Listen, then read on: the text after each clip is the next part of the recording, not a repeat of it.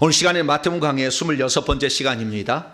천국복음 전파자의 자격과 사명, 그리고 이들에게 주어진 영적 권위는 무엇인가 라는 제목으로 함께 말씀의 은혜를 나누기를 원합니다. 마태복음은 역사적 시간적 순서로 기록된 게 아니라 주제별로 기록이 되었다. 그래서 묶음집이다. 총 5부로 구성되어 있어요. 몇 부로요? 5부로. 그럼 왜 10부로 안 하고 5부로 했을까요? 모르죠.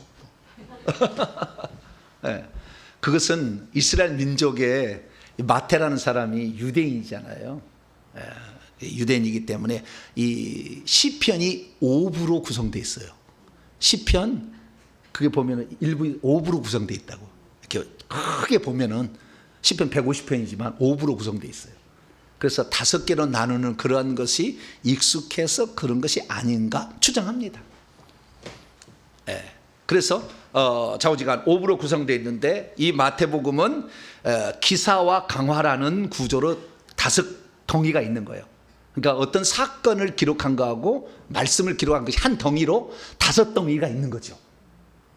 그래서 우리는 첫 번째 덩이로 기사와 그 다음에 강화, 말씀은 5장, 6장, 7장 해가지고 산상수훈을 말씀을 들었죠.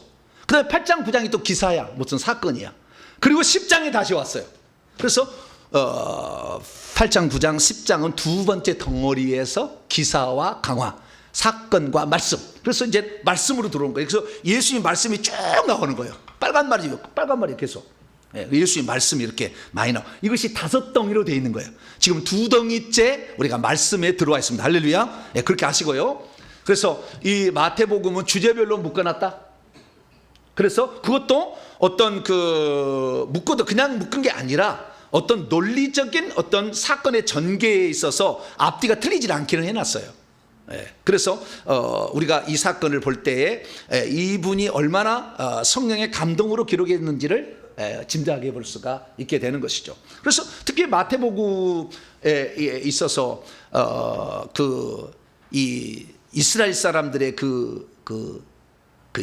아는 그런 문화가 녹아 있다는 것이 이 마태복음 1장에 우리가 족보 때 배웠어요. 족보 때 이 이스라엘이 3대가 나오는데 크게 3묶음이 나오는데 14대 나오거든요. 족보가. 그래서 42대 족보가 나와요. 그럼 왜 14대 이것이 특징이 다윗이라는 이름을 알파벳을 숫자로 매기면 14가 나와요. 그래서 다윗 왕을 중심으로 단 한 사람만 다윗을 왕이라고 했고 그 다윗이라는 이름으로 이렇게 묶어놓은 거예요. 그래서 바벨론 포로로 잡혀간 마지막 왕이 두 번째 마지막일 뿐만 아니라 세 번째 첫 번째 왕으로 겹쳐놨어요. 우리는 여러분 잘 이해를 못하겠지만 그래서 14대는 다윗이라는 인물을 맞춰서 그래서 이스라엘이 가장 성분으로 여기는 그거 이스라엘 민족이 가장 말씀을 귀하게 여기고 찬양을 귀하게 여기는 시편을 따라서 이렇게 5묶음으로 이렇게 해놨다는 거예요. 그래서 우리는 지금 이제 두 번째 묶음인데 첫 번째 묶음의 설교 말씀은 천국 헌법을 공부했어요. 우리가 마태복음 5장, 6장, 7장은 천국에 누가 어떤 사람이 들어갈 거냐 천국에서는 어떤 삶을 살아야만이 거기서 정말 이 왕노를 할 수 있는 것인가 이 천국 헌법에 관한 이야기를 이렇게 한 사람이 들어간다 여기 가는 큰 자가 된다 이런 얘기들을 해놓은 거예요. 그래서 두 번째 이제 마태복음 10장의 이제 말씀은 그 천국을 전파하는 자들의 자세를 얘기해놨어요. 천국 복음을 전파할 자들의 자세. 그러니까 마태복음 5장 6장 이제 천국 헌법에 선포를 했다고 한다면 마태복음 10장은 천국 헌법을 실행할 때 어떤 자세로 그 헌법 천국 말씀을 천국을 전할 것인가 이 천국 복음 전파자의 자세를 기록해놨다. 이렇게 정리하시면 금방 정리가 됩니다. 그래서 그 천국 복음 전파자를 자세를 쓰기 전에 누가 천국 복음 전파자냐 그것을 먼저 써놨죠. 이것이 바로 12제자들이에요. 많은 제자들 가운데 12제자들을 선택하시고 그 12제자들을 사도라 칭했다라고 얘기한다는 거예요. 그래서 그 천국 복음을 전파하는 자의 자세에 앞서서 누구냐 먼저 누가 그런 하나님이 어떤 사람을 그런 사람을 세웠느냐 이것을 먼저 얘기해 주고 있어요. 그래서 우리는 이 마태복음 10장을 통하여서 우리는 예수 그리스도께서 제자들을 뽑으시고 제자들을 파송하시고 이 제자들을 파송하실 때 무엇을 전할 것인가, 이거 알려줘요. 무엇을 전할 것인가, 너희들이 천국 복음을 전할 때 무엇을 전할 건가, 이거 알려주고, 그 다음에 그 전할 때에 반드시 필요한 장비가 있다. 이게 장비가 그냥 무턱대고 하면 사람들이 안 받을 거니까 장비가 있다, 준비할 게 있다. 그래서 내가 그 장비를 준비해 줄 거니까 그걸 가지고 써라. 그러나 그거 함부로 쓰면 안 된다 라고 얘기를 해놓은 거 있어요. 그래서 이 천국 복음을 전파하는 자들이 어떻게 전파할 것인지를 얘기를 잘 해주고 있는 것이 바로 마태복음 10장이다. 이렇게 이해하시면 되겠습니다. 자, 그래서 이 마태복음 10장은 우리가 예수 그리스도께서 제자들을 뽑으셨고 파송했다, 그 다음에 주의사항을 일러줬다, 이렇게 정리를 하시면 되는데, 그러면 누구를 제자로 뽑았을까요? 왜 제자들을 뽑았을까요? 그리고 무엇을 하라고 제자를 뽑았을까요? 그리고 이 제자들이 반드시 장비하고 있어 갖춰야 될 도구는 대체 무엇일까요?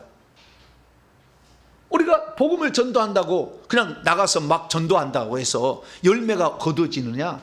물론 우리의 수고와 노력을 하나님이 헛되지 않게 하기 때문에 도와주시지만 정말 우리는 천국에 들어갈 사람을 만들어야 됩니다. 할렐루야. 천국에 못 들어갈 사람을 만드는 게가 너무 많아요. 그래서 천국에 들어갈 사람을 만들어야 되는데, 그러려면 예수님이 제자들을 파송하는 이 장면을 눈여겨봐야 되겠죠. 아, 이렇게 하면 주님이 원하는 열매를 맺을 수가 있고, 그 열매가 있어야만이 천국에 갈 때 상이 있다라고 알 수가 있겠죠. 그래서 예수님이 제자들을 어떻게 뽑았고 어떻게 파송했으며 무엇을 주의하라고 했고 무엇을 들려줘서 갖고서 복음을 전하겠는지를 잘 눈여겨보면 오늘 내가 부족한 것이 무엇인지를 알게 될 것이고, 그것이 있을 때 하나님께 기도하여서 여러분도 그거 부족한 점을 메꾸셔가지고 여러분들이 복음을 전파하는 천국 복음을, 회개와 천국복음을 전파할 때 열매를 맺는 복된 성도들이 되기를 축원합니다. 자, 그래서 이제 시작합니다. 자, 그러면 10장 1절부터 우리가 들어가 보도록 하죠. 10장 1절부터 같이 한번 읽어보시죠. 시작. 예수께서 그의 12 제자를 부르사 더러운 귀신을 쫓아내며 모든 병과 모든 약한 것을 고치는 권능을 주시니라. 이 권능이 아니라 권세입니다. 권세. 성경에 보면은, 우리 개혁 성경을 보면은 권능도 나오고 권세도 나오고 능력도 나오죠. 그럼 권능은 뭐예요? 권세와 능력을 합친 말이잖아요. 모르세요? 권능은 권세 플러스 능력이 권능이요. 앞 대가리만 따가지고. 그러면 그럼 권능이라는 단어는 두 가지가 다 헬라어로 안 쓰였어. 권세, 엑수시아, 능력, 디나미스, 둘 중에 하나지. 두 개, 엑수시아 플러스 디나미스 이런 게 없어. 그런데 성경은 뭐예요? 권능을 주시니라. 그럼 이것이 능력인지 권세인지를 찾아봐야 되겠죠. 그래서 제가 직역을 해봤습니다. 자, 10장 1절입니다. 그리고 그분이, 예수님이 그분의 12 제자들을 가까이 이렇게 부르신 후에 깨끗하지 못한 영들, 여기는 뭐라고 되어 있어요? 귀신이라고 되어 있죠. 귀신한 말이 없어요. 영들로 나와요. 깨끗하지 못한 영들, 더러운 영이죠. 더러운 영들의 권세를 그들에게 주셨어요. 그 결과 그것을 쫓아내도록, 이게 뒤에 나오는데 내가 앞으로 좀 당겼습니다. 원래는 깨끗하지 못한 영들의 권세를 그들에게 주셨는데 그 결과 그것을 쫓아내도록, 그러니까 앞으로 당긴 거예요. 그래서 깨끗하지 못한 영들의 권세를 그 결과 그것을 쫓아내도록 그들에게 주셨다. 그러니까 권세를 준 거예요. 엑수시아를 준 거예요. 그리고 또 하나, 두 가지를 준 거죠. 하나는 깨끗하지 못한 영들, 이것이 영들은, 깨끗하지 못한 영들은 뱀도 될 수 있고 귀신도 될 수 있어요. 네, 두 가지 다 될 수 있어요. 쫓아내도록, 그리고 모든 질병과 모든 약한 것을 고칠 수 있도록 또 권세를 주셨대요. 예. 그런데 뒤에는 고치도록 다음에는, 고쳐주도록 다음에는 권세를 주셨다는 말이 안 나와요. 그러면 저는 이제 앞에가 이 뒷말이 생략이 되면 앞에 것을 생략한 걸로 항상 저는 보거든요. 그런데 누가복음에는요 약간 달라요. 자, 누가복음 9장 1절을 볼까요? 제자들을 파송할 때 똑같이 예수님이 뭘 들려줬는지, 전도하려면 뭘 들고 가야 된다고요? 귀신을 쫓는 권세와 병을 고치는 능력을 갖고 가야 돼요. 누가복음 9장 1절.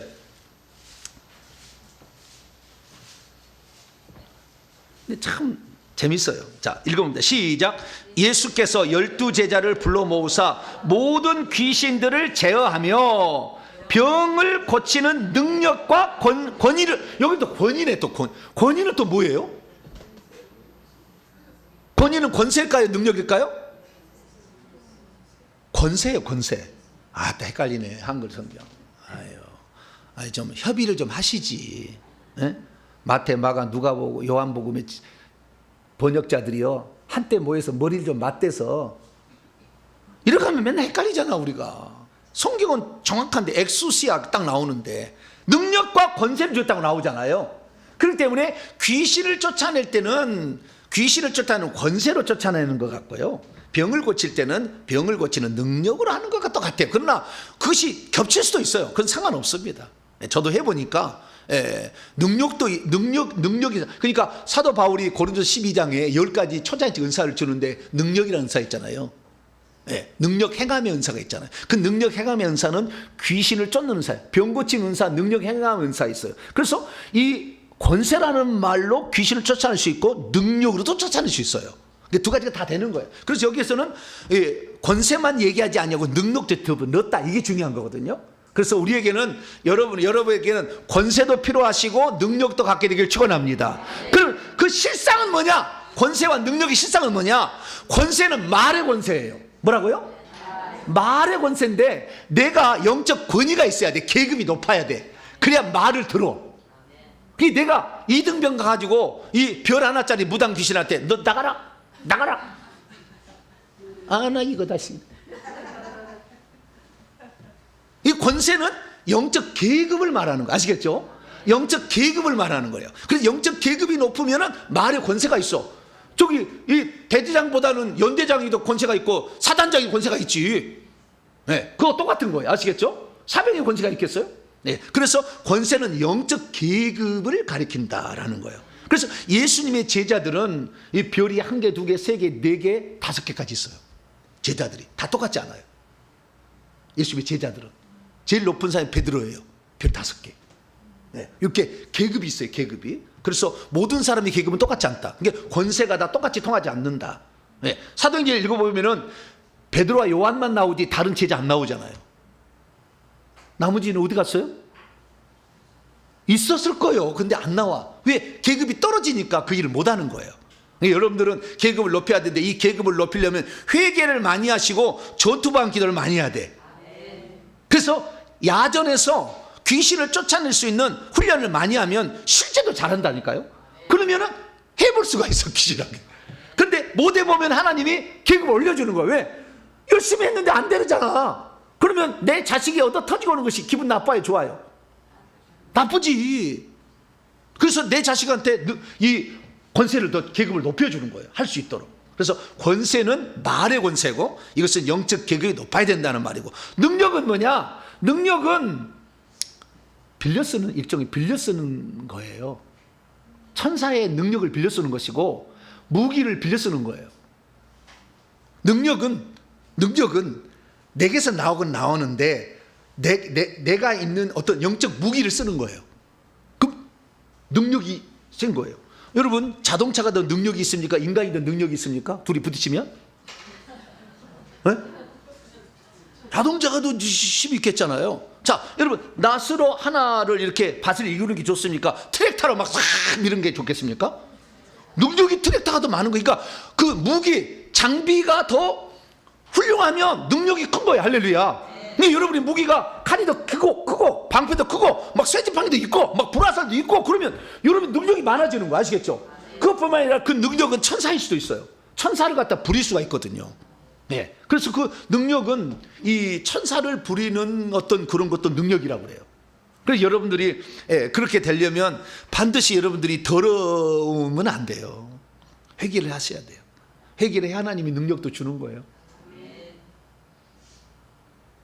저는 요즘에 깜짝 놀래요.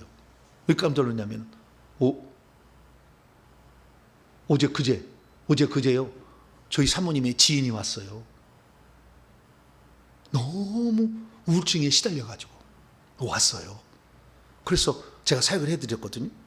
어쩔 수 없어서 사역을 해드렸어요. 사역을 해드렸는데 어떤 일이 벌어졌냐?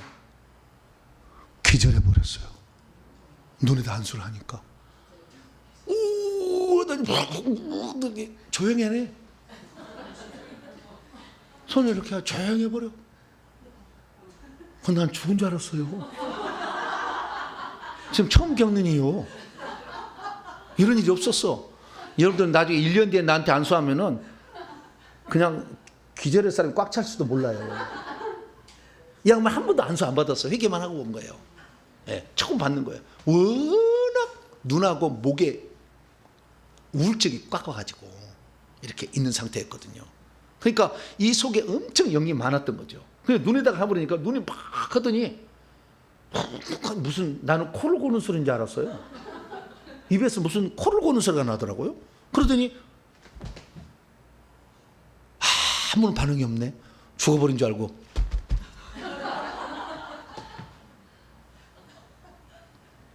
근데 나중에 조금 있다가 깨어났어 이분이. 그래서 뭐라고 하냐면 목사님 나 정신을 잃었어요.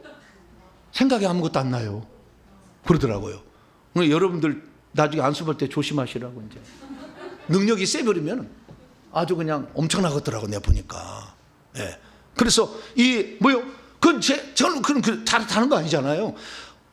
귀신에게 시달려서 우울증에 시달린 고통받는 사람을 누가 도와주신다 이 시기대에 누가 도와주시느냐? 난 그들이 불쌍하거든요. 예. 뭐 내 거 가지고 있는 거 뭐 능력하고 자랑할 게 아니고 그걸 불쌍하잖아. 도와주고 싶은데 내가 능력이 너무 적으니까 늘 그게 마음이 아팠어요.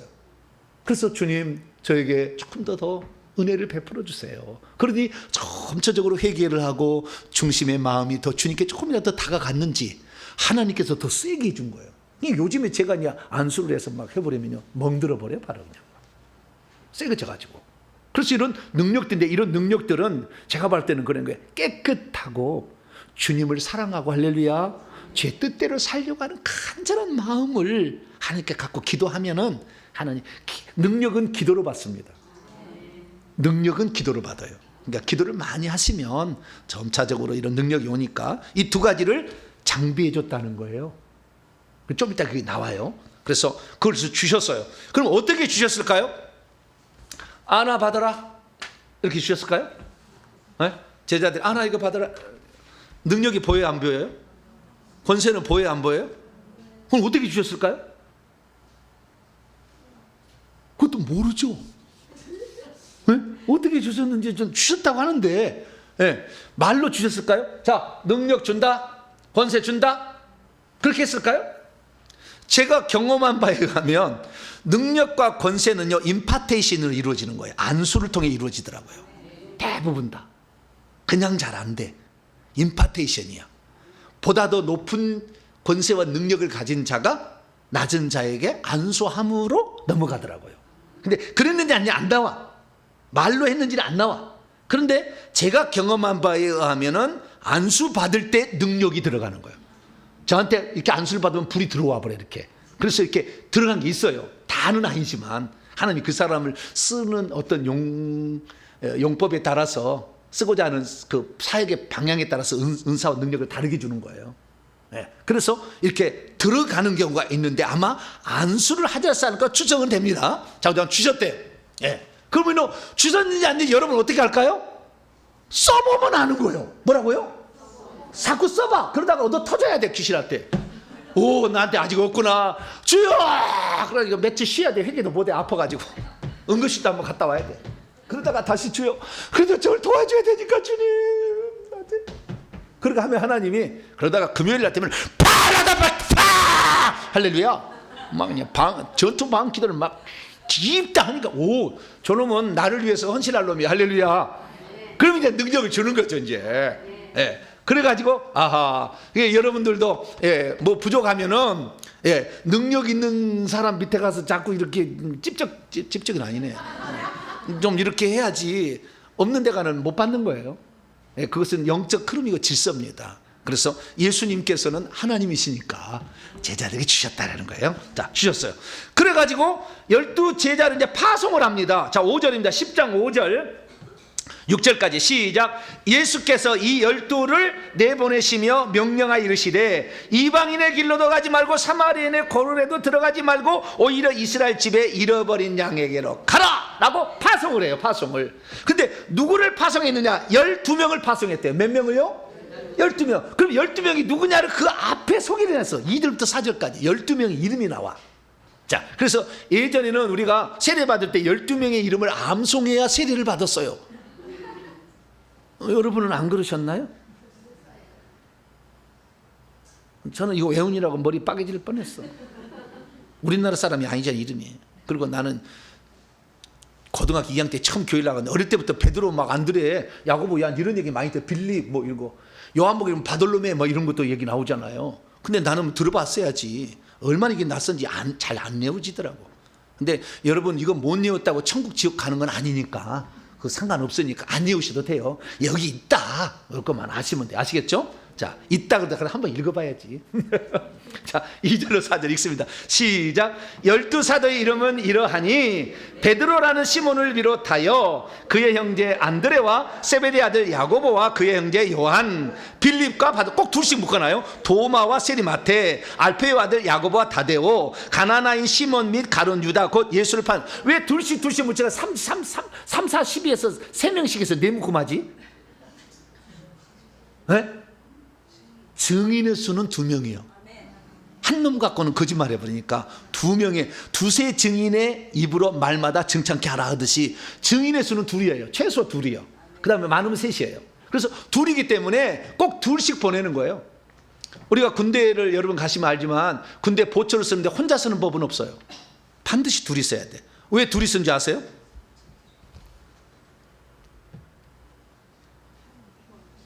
모르죠. 또 그러시려고 했죠. 2이 쓰는 것은 저는 최전방 강원도 양구에 보병 제21사단 백두산 부대 근무했는데요. 철책선을 지켰어요. 철책선은 지금 북한하고 철책선 있잖아요. 그 텔레비 나오잖아요. 철조망 있고 이거 거기 부대에 제가 있었어요. 그러면 이제 너무 비밀을 말려주면 공산당이 다 하니까 안 알려주고. 소대별로 이렇게 완전히 개별입니다. 소대장이 아주 지휘관이 돼서 발표하는 명령을 다 할 수 있어요. 거기에. 근데 이게 꼭 2명씩 세워요. 왜 2명 세우느냐? 넘어갈 놈 없도록. 넘어갈 수가 있어. 제가 오기 전에 제 소대에서 한 놈이 넘어갔더라고요, 북한에. 제가 들어가기 전에. 그래가지고 제가 갔더니요, 쥐잡듯이 잡아버려요, 나를. 왜냐하면은 군기 빠져서 넘어간다고. 그때 찍은 사진을 보니까 거의 이러고 있어. 이병! 얼굴이 사색이 돼 갖고 있더라고. 이등병 때 찍어준 고참 사진 찍어 있는데. 근데 사색이 되었겠어? 사색 한 척 했을까요? 그건 여러분에게 맡기세요. 좌우지간. 좌우지간. 엄청나게 군기를 많이 잡더라. 2명씩 있는데 하나는 이게 2가지 목적인데요. 도망을 못 가도록 둘 있으면 못 도망가니까. 그럼 누굴 죽이고 가야 되잖아요. 근데 같은 부대원을 못 죽여. 그래서 못 가게 하려. 또 하나는 적이 나타나게 되면 한 사람은 적을 감시하고 하나는 보고하러 가라고. 이 2명씩을 묶어주는 거예요. 그래서 증인은 꼭 2이에요. 그래서 이 예수님께서 무덤에서 살아나셨다고 막달라 말하고 얘기하니까 2명이 가요? 1명이 가요? 그건 성경에 나와 모르죠가 아니에요. 그것은 누구 갔어요? 베드로와 요한이 갔잖아. 2명이 가잖아. 증인의 수가. 엠마오로 가는 2명의 제자가 나오잖아. 꼭 증인은 2명씩을 두는 거예요. 그 신기한 거. 이것도 2명씩 나오는 거예요. 자, 시몬이라는 베드로가, 시몬은 누구예요? 이스라엘식의 이름이야. 히브리식 이름이고 베드로는 헬라식 이름입니다. 그리고 베드로를 원래 헬라식 이름인데 예수님 당시에 예수님은 한 번도 베드로를 베드로라고 부른 적은 없어요. 왜냐하면 아람어를 썼으니까. 예수님 당시에 쓰는 언어는 아람어야. 아람어. 엘리 라바 사박다니 에파다 달리다 곰 다 아람어예요. 그게 아람어로 그대로 이렇게 우리 알도록 해준 거예요. 그래서 이것은 아람어로 뭐냐면 게바라고 그래요. 뭐라고요? 게바. 요한복음 1장. 저 이러다가 시간 다 가네. 이제 큰일 났네. 요한복음 1장 42절. 게바는 아람어예요. 그러니까 예수님이 게바라 하리라 그랬지 베드로라 하지 않았어. 이것은 번역을 헬라어로 번역을 해가지고 베드로가 된 거예요. 아시겠죠? 영어는 피터예요. 네. 피터가 맞아요? 베드로가 말고 게바가 맞아요? 게바가 맞아. 네. 게바의 뜻은 바위라는 뜻입니다. 락, 바위, 반석이라는 뜻입니다. 자, 42절입니다. 시작.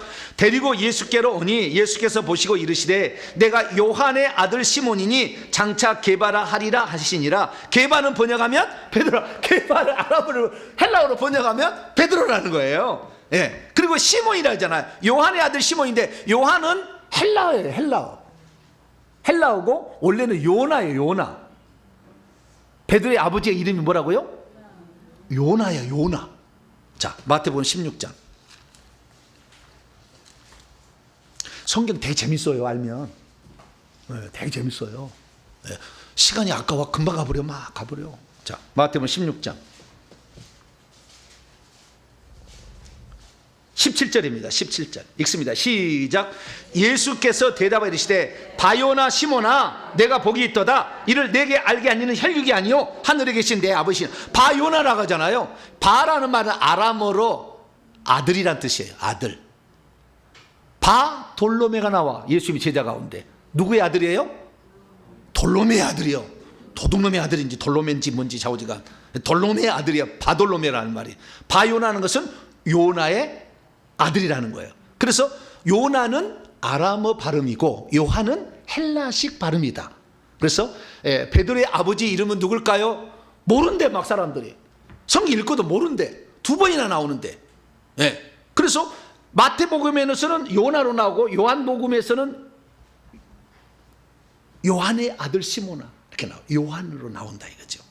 그래서 두 가지다. 다시 돌아옵니다. 그래서 12사도 이름 일어나는데 여기 특이한 게 나와요. 여러분, 우리 개혁성경은 번역을 안 해준 게 나와. 개혁성경은 번역이 안 해준 게 나와요. 그런데 12사도의 이름들은 이것들이다. 첫째는 베드로라고 말해지는 시몬과 그의 형제 안드레, 그리고 세베대의 아들이 없어요. 세베대의 야고보와 그의 형제 요한. 여기가 콤마가 딱 찍혔어요. 첫째는이라는 그룹을, 여기는 첫째는 말이 없잖아요. 우리 개혁성 번역을 안 했어. 그러니까 이 첫째 그룹이 베드로와 안드레와 야고보 요한이 예수님이 가장 사랑했던 사람들이죠. 그 중에 3명이 더 사랑했어. 베드로, 야고보, 요한. 그래서 변화산에 올라갈 때는 이 셋을 데리고 올라가. 남이 9명은 놔두고. 그래서 첫 번째 그룹이 있다. 이게 첫 번째 그룹. 그 중에 첫 번째 그룹에서 제일 앞선 놈이 누구죠? 베드로님 죄송합니다. 앞선 놈이라 하겠어요.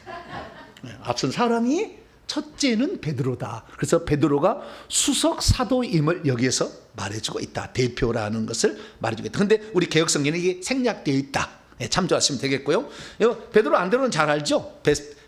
벳세다에 있다가 가버나움으로 이사 왔어요. 이사 와가지고 예수님 그때 예수 일부러 그 자리에 갔어요. 근데 왜 그 자리에 갔느냐? 이 안드레는 요한복음 1장을 읽어보게 되면 안드레는 세례 요한의 제자였어요. 사도 요한하고, 원래 사도 요한하고 안드레는 세례 요한의 제자였다고 나와요. 그 세례 요한인데 세례 요한 어느 날 보라 세상 죄를 지고 하는 하나님 어린 양이라 나는 쇠야겠고 그는 흥하야 그러니까 저쪽으로 가버려. 저도 쓸 것 같으니까. 그래서 안드레가 탁 가서 보니까 예수님을 만나보니 진짜 메시아 같아. 그래가지고 그때는 요단강이어서 여리고, 예루살렘 여리고 그쪽에 있다가 이 북쪽까지 계속 올라가가지고 형을 찾아가. 형! 내가 메시아를 만났어! 나는 세례 요한이 메시아인 줄 알고 쫓아다녔거든? 가짜인가 봐. 아닌가 봐. 진짜 메시아가 있다고 우리 스승이 얘기했어. 저는 그리스도고 나는 광야에 외치는 소리고 그가 나보다 앞선 것은 그가 나보다 먼저 나신 분이라고 얘기를 하셨어. 그분이 예수님이 이 메시아야. 한번 가보자. 그리고는 그 먼 거리에서 멱살을 잡고 끌어왔는 영화를 보면 그러는 거예요. 끌어와가지고 여기까지 데려왔어. 그래서 예수님을 만나게 해줍니다. 그 예수님 탁 만날 때 너의 이름은 요한의 아들 시몬이나 이제부터 너의 이름을 게바라 하리라. 그때 고쳐줘요. 그러면 그때부터 제자가 됐느냐? 제자가 안 됐어. 다시 돌아갔어요. 돌아갔는데 예수님께서 그때 첫 만남을 기억하는 거예요. 예수님을 맨 처음에 만나렀던 사람이 안드레와 요한인 거예요. 근데 이 형제들을 다 끌어들였잖아. 다. 안드레는 형을 끌어들이고 요한은 자기 형을 또, 형이 누구죠? 야고보를 끌어들인 거예요. 야고보죠. 구약은 야곱. 야고보를 끌어들였어. 그래서 4명이 첫 번째 제자가 되는 거예요. 그런데 그 4명이 어디에 살고 있었느냐? 갈릴리 가버나움에 살고 있었어. 그 예수님께서 공생을 시작할 때 왜 가버나움 갔어요? 그놈들 계속합니다. 그 4사람 때문에 그리 간 거예요. 왜? 그를 제자 삼아서 훈련시키려고.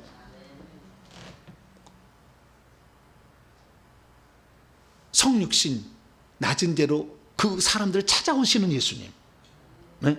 참 귀한 거죠. 그래서 이 4명의 제자를 예수님이 귀하게 여기셔 예수님이 천국에서 보냈겠죠. 그러니까 그 제자들을 찾아서 쓰려고 가버나움에 전센지 월센지를 얻고 예수님이 살았어요.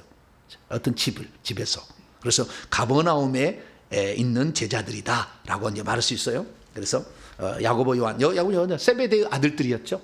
세베대가 아버지였는데 엄마는 누구죠? 야고보와 요한의 엄마는 마가복음 15장 읽어보면은 살로메라고 나와. 살로메. 살로메하고 예수님의 어머니는 언니 동생이야. 살로메가 동생이고요. 언니가 마리아입니다. 친척이죠. 예수님의 이쪽에 요한과 야고보는 이종 사촌 동생이라는가? 좌우지간 그렇게 됩니다. 그래서 그렇게 되고요. 이 세베대는 부자였어요. 부자해가지고 일꾼들을 부리는, 그러니까 그 품꾼들을 데려다가 같이 이렇게 일종의 사업을 한 거예요. 베드로는 자기의 장모님 10병 걸린 장모님 나오잖아요. 결혼해가지고 자기의 처가와 장모님하고 동생인데, 동생은 맨날 메시아 찾아다닌다. 얼싸들싸 다녀. 얼싸들싸 다닌지는 모르겠지만 좌우지간 잘 집에 없어. 막 돌아다녀. 세리안에 제대됐다고 막 제대됐다 그렇게 되는데, 이 베드로는 집안을 지켜야지. 왜? 자기 처도 있고 어머니도 장모님도 있어가지고 이렇게 그렇게 그냥 배 한 척 갖고 이렇게 산다고 한다면, 이 세베드는 엄청 그 부자였어요. 특히 사도 요한이 예수님께서 관정에 가서, 브라이드 관정에 가서 그 재판을 받을 때 거기 있었잖아요. 들어갈 수 있었어요. 베드로 못 들어오니까 들어보내라고 한 사람이 요한이거든요. 그럼 요한은 어떻게 돼서, 요한복 읽어보면은 대제사장과 아는 사이다 이렇게 얘기 나와요. 그럼 어떻게 대제사장과 아는 사이냐? 또 이렇게 알 수가 있고요. 그것은 그러는 거예요. 이 예수님의 어머니 마리아하고 이모 살로메, 예수님의 이모 살로메가 있는데, 마리아하고 살로메의 어머니가 있을 거 아니에요. 안나라고 하는데 천주교는 얘기해. 우리는 안 하게 않습니다. 안나라고 얘기하는데, 그 안나가 제사장의 딸이에요. 제사장이었어. 그래서 아는 사이야. 그쪽에 계열이. 모친 계열로 친척이에요. 친척. 그 제사장 그쪽이. 그래가지고 그쪽에 대제사장과 아는 사이여가지고 예루살렘에서, 그래서 다 제자들은 다 도망쳤지만 대제사장과 아는 사이이기 때문에 마지막까지 예수님의 십자가 밑에 지킨 사람이 누구예요? 요한이요. 왜? 요한은 대제사장 아는 사이 죽일 수가 없지. 그래서 거기까지 있었어. 그러니까 여러분도 팔은 안으로 좀 굽어오세요. 이렇게. 그래서 백도 한번 쓰시고 이렇게. 어쨌든 끝까지 남은 것이 그런 이유가 있었다는 것이고요. 그리고 이 품꾼들을 써가지고 고기 잡이를 했기 때문에 예루살렘에다가 그 고기 납품 업체의 사장입니다. 세베대가. 그래서 예루살렘에 이 제사장과 아는 사이 가지고 거기다가 생선 가게를 연 거예요. 누가? 세베대가. 몰라셨어요? 연구를 안 해보셨구나. 연구하시면 돼요. 연구하시면 다 나와요. 성경에 하나씩. 그래서 이렇게 세베대는 품꾼들과 함께 있다가 나중에 주님을 따라가는데 품꾼들과 부친을 버려두고 주님을 따른다고 그래. 그때 보면 첫 장면에 보면 마태복음 4장에 보게 되면, 그래서 베드로는 그물을 이렇게 던지고 그물을 깁다가 배와 부친을 버려두고 또 품꾼들을 버려두고 주님을 따라갔다, 이렇게 얘기를 합니다. 그래서 4명의 제자가 첫 번째 제자였고, 이 야고보와 요한은 성질이 온유했겠어요, 급했겠어요?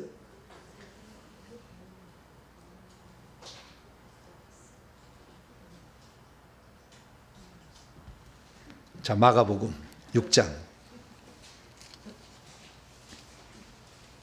마가복음 3장.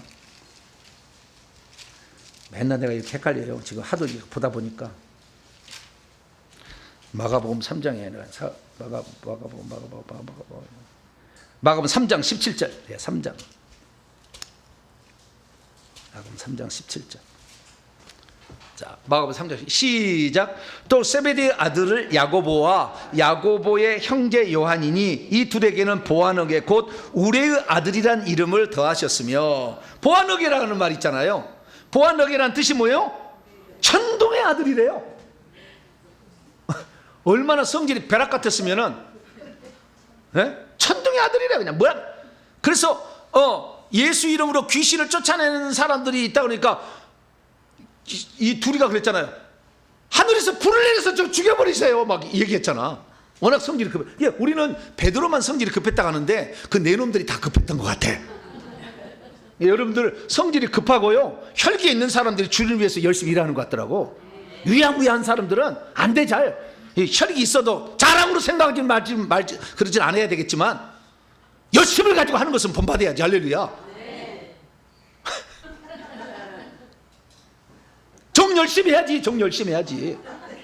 부 열심을 해야 될 거 아니에요. 정 열심만 할 게 아니라. 예. 예. 군대 가면 정 누구 부 누구 써놨잖아요. 관리자. 예.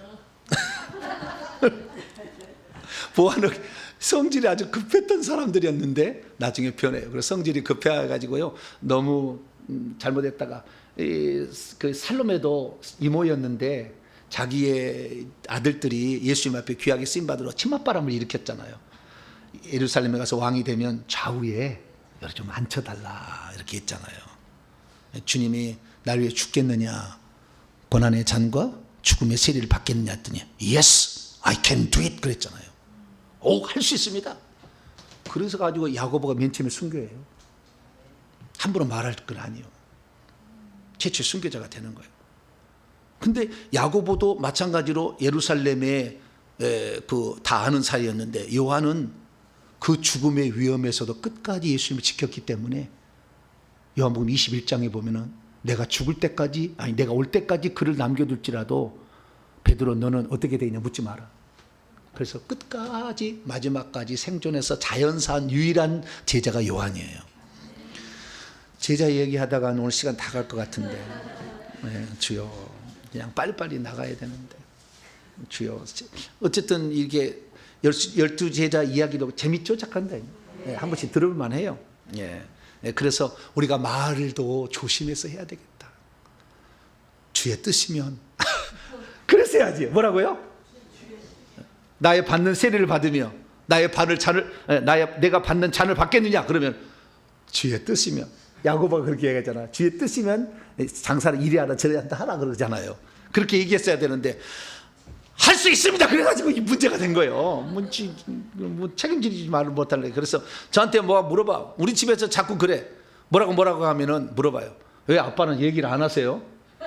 대답을 해야 되는데 이거 질문을 던지면 책임지지 못할 말을 내가 안 하려고 안 해버린 거예요. 나는 뭐라고 성도에 대해서 막 이 사람 얘기해, 이 사람 이렇게 해야 되지 않냐고 얘기를 내가 안 해.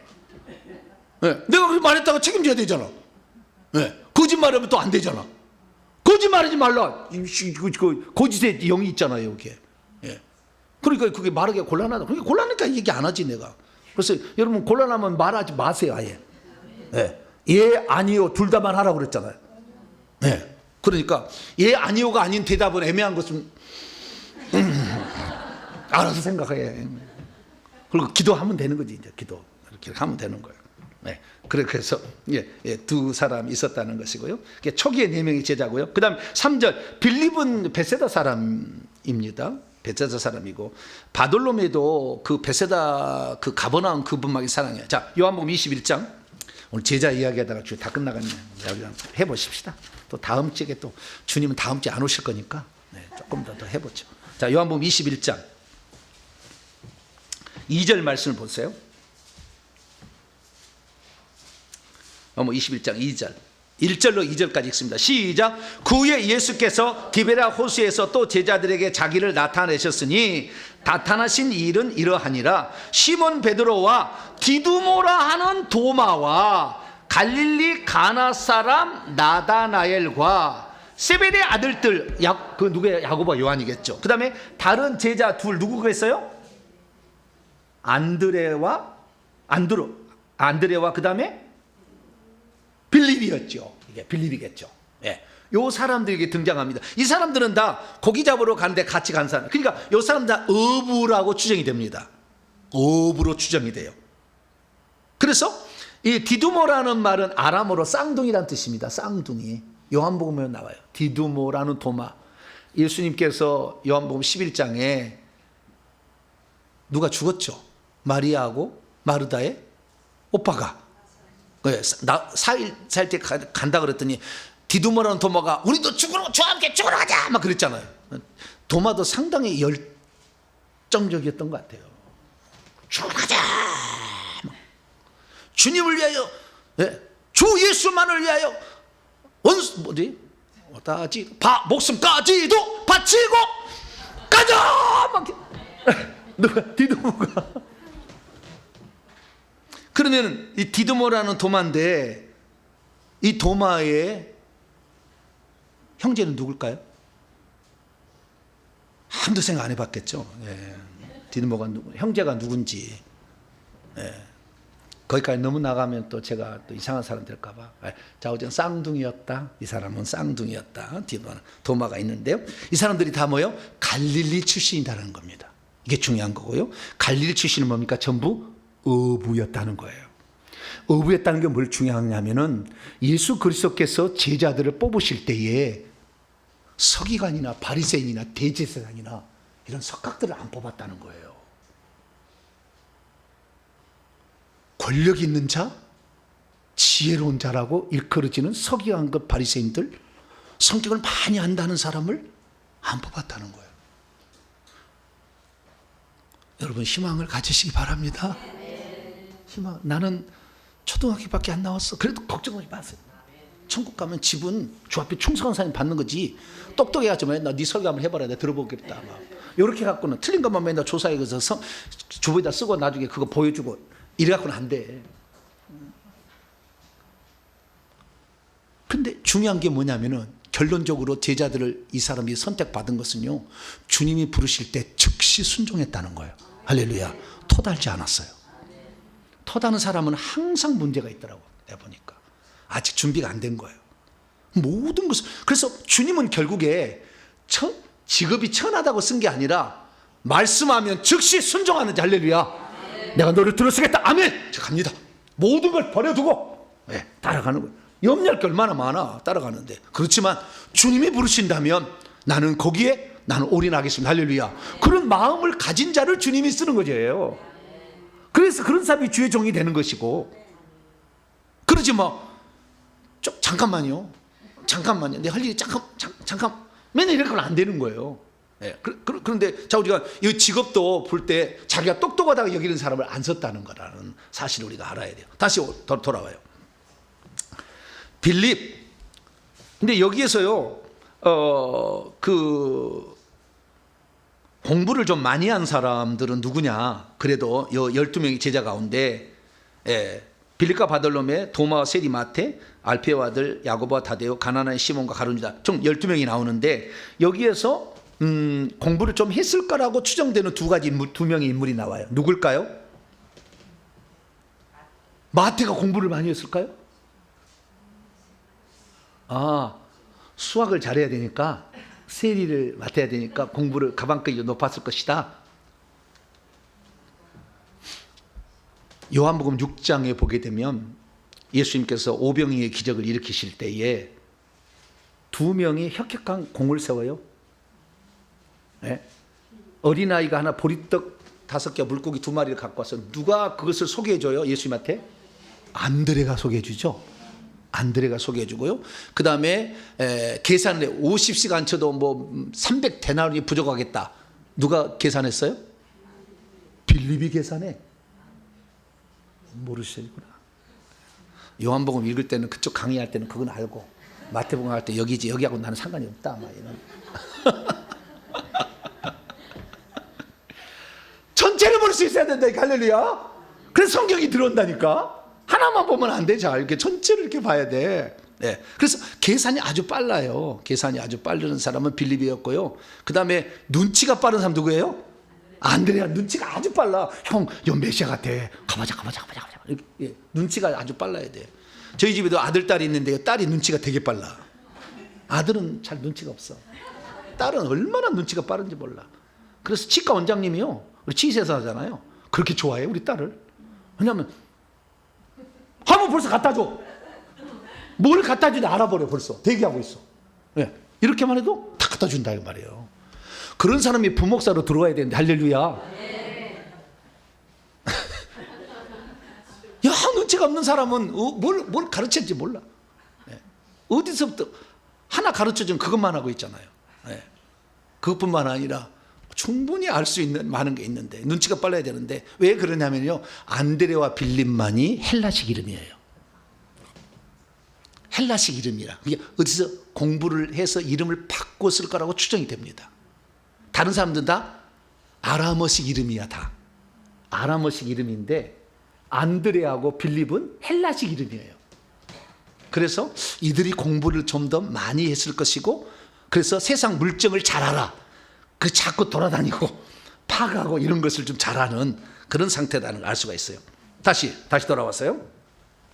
12명의 제자 가운데 여기서 직업이 나오는 한 사람의 이름이 있습니다. 누굴까요? 마태죠. 마태. 세리라는 말이 나오잖아. 세리. 예. 이 세리라는 것은 세금 징수자인데 매국노라는 뜻이에요. 나쁜 놈이라는 거예요. 아주 나라를 팔아먹는 놈이라는 뜻이에요. 예. 왜냐하면 로마에 대해 세금을 바쳐야 되니까. 자기 민족의 동족의 피를 빨아서 바치는데 많이 받아가지고 챙기고 얼마를 로마에 줬잖아요.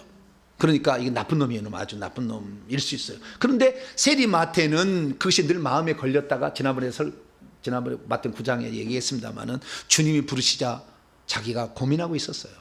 이걸 내가 빨리 이건 옳은 것이 아니다. 그래서 그만뒀어요. 말씀을 얼마나 사랑했으면 마태복음을 이렇게 얼마나 잘 썼어요. 네. 그래서 이 세리가 내가 이렇게 직업을 선택할 때 이 직업이 하나님께 영광을 돌리지 않겠다 그러면 다른 직업을 바꾸셔야 돼요. 내가 어느 날 술집을 해서 맥주집을, 전 세계 있는 모든 맥주들을 파는 맥주집 운영해. 어느 날 예수를 믿게 돼버렸어. 그럼 맥주집을 계속 운영하셔야 돼요? 안 해야 돼요? 11조를 많이 내면 되죠. 네? 주여, 맥주집이 잘 되기 위해서 11조를 2배로 낼 수 있도록. 그럼 돼요, 안 돼요? 안 돼요? 왜 안 돼요? 그건 죄를 짓게 만드는 거잖아. 술을 먹게 하면은 죄를 짓게 만드는 거잖아요. 그래서 창녀에 받은 소득은 11조 내지 마라 그러잖아요. 그러듯이 깨끗하게 해야 되는 거니까 이건 별로 주님이 원치 않는 거예요. 그래서 세리는 빨리 예수님 불렀죠. 그래서 빨리 거기서 빠져나왔다 말씀드리고, 세리와 반대 일을 한 사람이 또 하나 있었어요. 가나나인 시몬. 가나나가 뭘까요? 2절 밑으로 쭉 내려가 봐. 2번 요 밑에 각주가 달아있죠. 뭐라고 되어 있습니까? 열심당원. 네, 열심당. 젤롯인이라고 하는데요. 열심당원, 열혈당원. 이 열심당원은 뭐냐면 애국자를 지칭하는 표현이에요. 그래서 로마가 이스라엘 민족을 압제하는 상황에서 로마의 안각부를 모니까 자객을 하는 거예요. 이 사람들이 칼을 품고 다녀. 항상 칼을 품고 다니다가 지나가다가 급습을 해서 목을 찔러서 죽이고 도망을 차.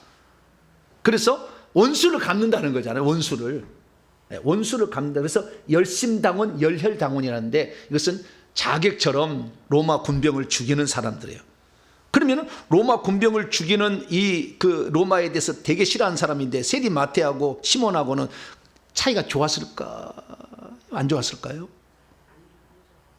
모르지. 또 좋았는지 안 좋았는지 안 나오지만, 근데 주님은 정반대의 사람을 뽑으시더라. 교회도요, 좌파가 있고 우파가 있어. 너 좌파 넌 나가, 넌 우파 넌 좋아. 물론 제가 좌파를 좋아하는 건 아니에요. 그렇지만 어떤 의견이 다를 수도 있다는 것을 존중할 줄 알아야 돼. 약간은 나하고 생각이 다를 수 있잖아요. 자론 배경이 다르니까. 그래서 예수님은 정반대의 두 사람을 또 쓰더라. 야, 참 이거 아이러니하는 거예요. 그래서 우리 주님의 그 모습을 보게 되면 예수님 포용력이 크구나. 역시 크구나. 그걸 다 아우를 수 있는, 그래서 두 사람을 충성된 주님의 제자로 만드시는 걸 보니까, 그래서 자기가 안 맞다고 무조건 배척할 게 아니라 사람을 잘 다독거리고 이렇게 해서 하나님의 사람으로 만드는 것도 필요하다. 그런 생각이 듭니다. 그래서 우리가 따뜻거려서 만들 사람하고 결혼하면 안 돼. 나만 좋아할 사람하고 결혼해야 돼. 근데 따뜻거려서 이렇게 만들 사람하고 결혼하면 일평생 힘들어.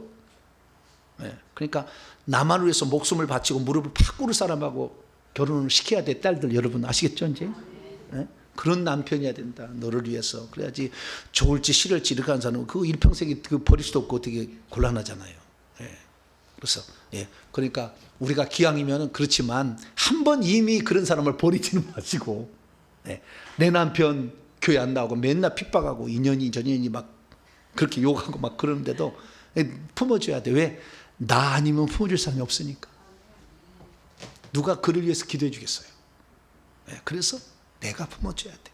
그래서 때로는 내 마음에 안 들어도 품어줄 수 있는 넉넉함도 우리 주님으로부터 배울 수 있어야 됩니다. 할렐루야. 유명하지 않은 사람은 이제 알페오의 아들 야고보와 다데오인데요. 이런 사람이 있다. 알페오의 아들 야고보가 있고 또 다데오가 있다. 그 유명하지 않아요. 가룟 유다는 어떤 사람입니까? 가롯 출신의 유다이라고 추정이 됩니다. 어떤 사카리오스라고 해가지고요, 자객이라고 얘기하는데 그런 것 같지는 않고요. 가롯이라는 지방의 출신의 유다. 유다라는 이름이 왜 가롯 유다가 붙었겠어요? 왜 가롯 유다라고 이름을 붙였겠어요? 유다가 2명이어서 그래요, 제자가. 그래서 이 사람은 가롯 유다다. 우리가 김미순 하면은 김미순은 A, 김미순 B라고 하잖아, 교회 오면은. 그래요, 안 그래요? 안 그래요? 저는 교적을 했기 때문에 두 번째 들어오면 당신은 B요, 그 다음 들어오면 C요. 이렇게 우리가 교회에서는 교적 관리를 하거든요. 그렇지, 마찬가지로 유다가 2명이 있으니까 한 사람은 너는 가롯 유다 라고 너는 하고, 또 유다가 있었는데 그 유다 이름을 나중에는 바꿨어. 뭐라고 바꿨냐면 다데오로 바꾼 거예요. 뭐라고요? 다데오가 유다의 원래 이름이. 그래서 유다가 2명이었어. 그래서 너는 가롯 출신의 유다, 너는 해남 출신의 유다고, 너는 상주 출신의 유다다. 이렇게 이름이 좀 다르잖아. 그래서 가롯 출신의 유다 이렇게 구분했으니까 지역적인 구분일 것이다라고 아마 추정이 되어집니다. 그렇게 하고요. 근데 이 가룟 유다에 대해서는 수식어가 따라오잖아요. 뭐라고 따라와요? 4절 보니까 성경 원문을 봅니다. 가나나인, 열심당원, 셀로딘, 저 오타가 났네요. 셀로딘, 시몬과 역시 그분을 넘겨주었던 이인 가롯인인 유다, 가롯 사람인 유다, 그분을 넘겨주었던 이.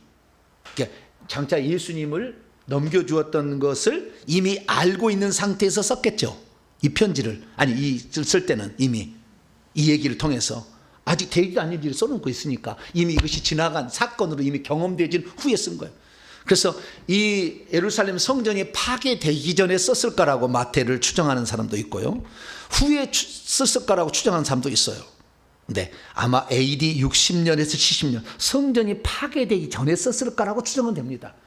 빨리 잡으면 45년부터도 했다고 하지만은 보통 한 60년에서 70년 경이라고 마태복음의 기록을 우리는 그 정도로 추정을 합니다. 다 틀려요, 학자마다. 어디 안 나왔으니까. 그러나 최소한 예수님이 돌아가신 후에 썼다는 거죠, 이것은. 그것을 말해주고 있는 건데, 예수를 팔자다, 예수님을 넘겨줄 자다라고 말하고 있습니다. 자, 그리고 그 다음에 3절 이제 바돌로메만 하면 끝나요. 이제 주여, 오늘 제자하다가 다 끝났네. 자, 바돌로메는 뭐겠어요? 돌로메 아들이라니까. 에이, 참나, 아까 다 잊어버리고 별로 재미가 없네 이제. 돌로메 아들이다, 돌로메 아들. 그럼 바돌로메는 대체 누굴까요? 바돌로메는, 바돌로메가 누군가라고 했을 때 그 이름이 있을 거 아니에요. 돌로메는 누구예요? 아버지 이름이지. 근데 바돌로메는 이름이 있을 거 아니에요. 그 이름을 요한복음이 알려줘요. 자, 요한복음 1장.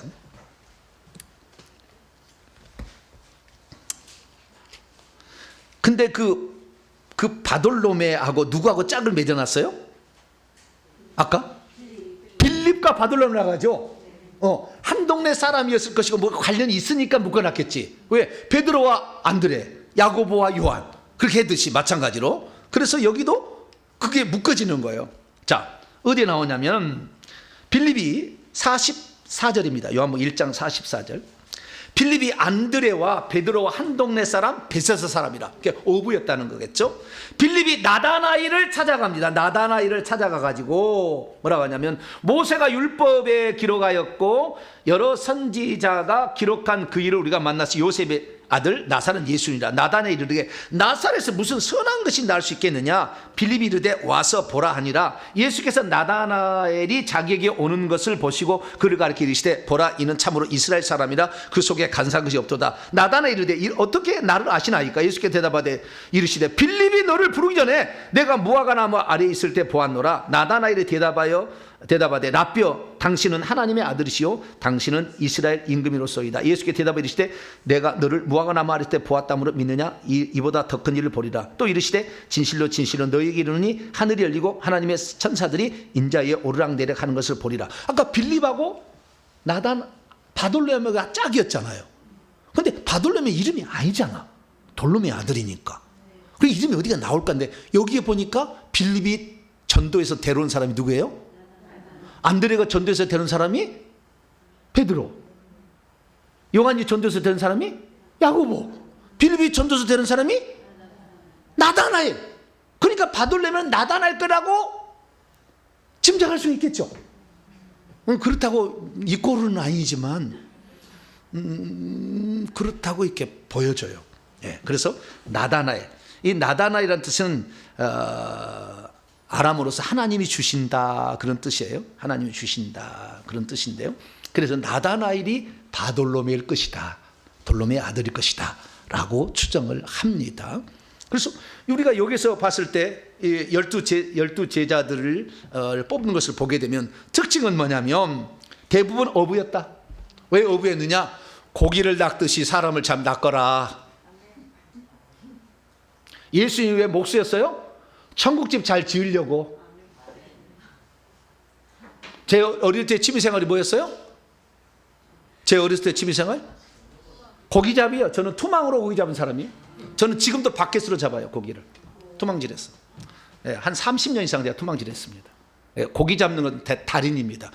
아무것도 없어 손만 가서도 잡아갖고 옵니다, 고기를. 물속에 들어가서. 동네 뒤에가 냇가가 있었어요. 취미생활은 제가 이렇게 고기잡이에요, 고기잡이. 그리고 제가 가장 즐겁고 좋아하는 것은 교육이에요, 교육. 그래서 저는 국어과 정교사 자격증이 있어요. 기독교 교육 대학원을 또 따로 나왔어요. 교육에 대해서 저는 엄청 공부를 많이 했어요. 그래서 우리 조상 중에서 이 공부를 잘하고 머리가 똑똑한 사람이 많았나 봐요. 내가 그 머리만 이어받았다면 아마 여기 안 있을지도 몰라요.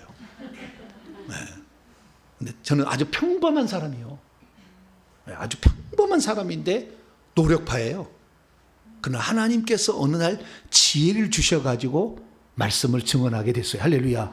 나는 내 능력까지 못해요. 절대 불가능합니다. 주님이 나는 하셨다고 생각해요. 그래서 모든 것은 주님이 하신 건데, 이렇게 주님께서 그 사람의 배경을 다 아시고 쓰시더라 이거. 그리고 그런 배경을 잘하게 하셔서 쓰게 하시더라는 거예요. 할렐루야.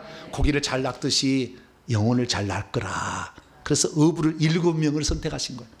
그리고 죄인 한 사람 세리마테, 그리고 애국자 한 사람 누구예요? 시몬, 가나나인 시몬.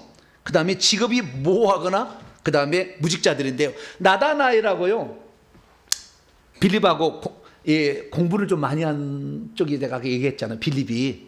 근데 나다나엘도 그릇을 하는데 나다나엘하고 빌립은 한 동네 사람이지만 갈 길이 달랐다요. 빌립은 자꾸 세상 물정 공부하려고 이렇게 밖으로 떠돌아다니고, 나다나엘은 율법을 더 연구를 많이 했어요. 이 양반은 하는 말씀을 더 연구를 많이 해요. 나다나엘은. 그래서 이 둘이 친구였지만 갈 길은 달랐다. 그러나 친구를 전도하니 여러분도 친구를 전도할 수 있기를 축원합니다. 여러분 친구로 깨벅쟁이부터 여러분들을 같이 자는 이유가 뭐예요? 회개에 전하라고. 천국 전에서 천국 가라고 그렇게 어릴 때부터 친구 되게 한 거지. 저희 조경민 사모님도 지를 데려오는 거지. 다 이렇게 데려와서 이들이 회개를 시켜야 되는 거잖아요. 자, 한 구절하고 마칩니다. 자, 마가복음 6장.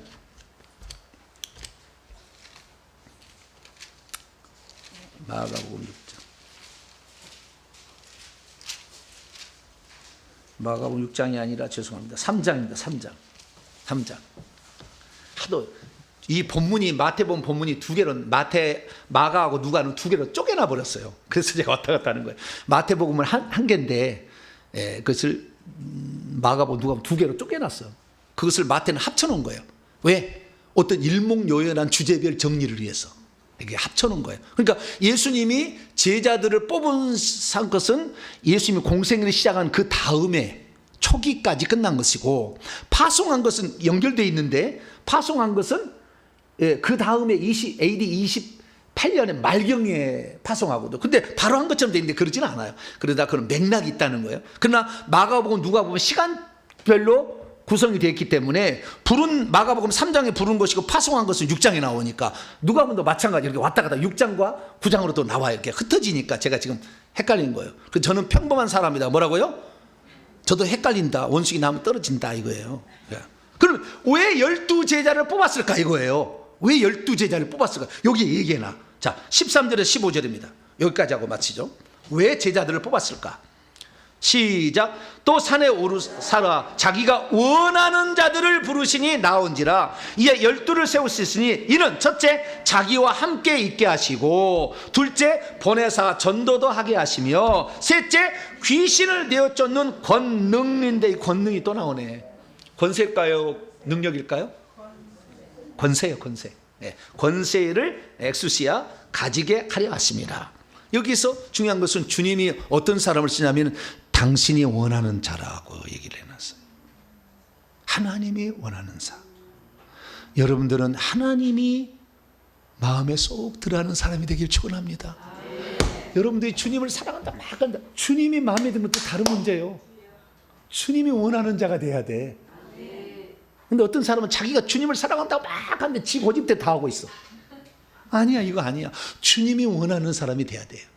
그것은 늘 주님과 저렇게 가까이 같이 있게 하시고, 주님과 늘 가까이 이렇게 친해야 돼. 네. 그 다음에 두 번째는 뭐예요? 전도하라고 우리를 부른 거예요. 복음 전하야 돼. 세 번째는 귀신도 되어 쫓아내. 왜 전도자, 천국 복음 전파자는 무엇을 전해야 하며 왜 귀신 쫓는 권세와 병을 고치는 능력이 있어야 되는지, 그 부분은 다음 시간에 계속하도록 하겠습니다. 기도하겠습니다. 자비로우신 아버지 하나님, 감사합니다. 12제자들의 삶을 되돌아보면서 우리 자신을 돌아봅니다. 예수님은 자기가 원하는 사람, 주님이 기뻐하는 사람이 있었습니다. 주여, 우리가 그 사람에 들어가기를 원합니다. 주님, 주의 마음에 합하도록 날마다 회개해서 깨끗한 자 되게 하시고, 주님을 사랑해서 주님의 뜻을 위해서 내 목숨을 바칠 정도의 뜨겁게 주님을 사랑하는 자 되게 해 주옵소서. 우리 주 예수 그리스도의 이름으로 기도하옵나이다. 아멘.